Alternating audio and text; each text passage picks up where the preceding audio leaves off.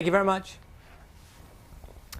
Time now, 7:22. It has been called the biggest humanitarian test of the 21st century. How do you deal with more than 3 million refugees from a conflict of which there's no end in sight? Half of Syria's population have been displaced. Large swathes of the country lie in ruin. Now, neighbouring countries are being forced to turn people away.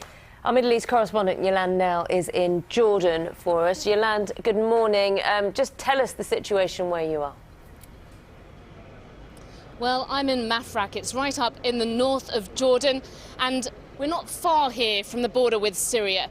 This is a city that has actually changed dramatically since Syria's civil war started.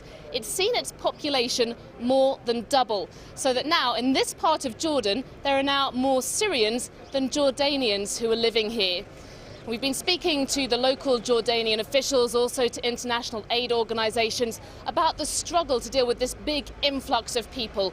In Jordan as a whole, about 600,000 officially registered Syrian refugees. And at the moment, a big worry is actually the weather, as I found out when I went to Al Azraq camp. Bringing cement to lay on the floor of these refugees' cabins. It should make them waterproof and winterproof. The race is on here to prepare for the colder months ahead. It's a sunny November day here at Al Azraq camp in the east of Jordan. We're right out in the desert. But actually at night time it can get really cold here. The temperatures can go below freezing. And for Syrian refugees who arrived with just the shirts on their back, that's a growing concern. Now some of the aid agencies are handing out winter clothes. You can see over here there are boxes for women and children and boxes for men as well.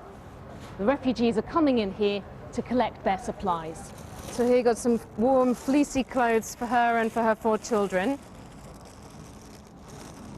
Why, yes, that's nice. It's very good, thank God, she says. For refugees and aid workers here, dealing with the onset of winter is priority number 1.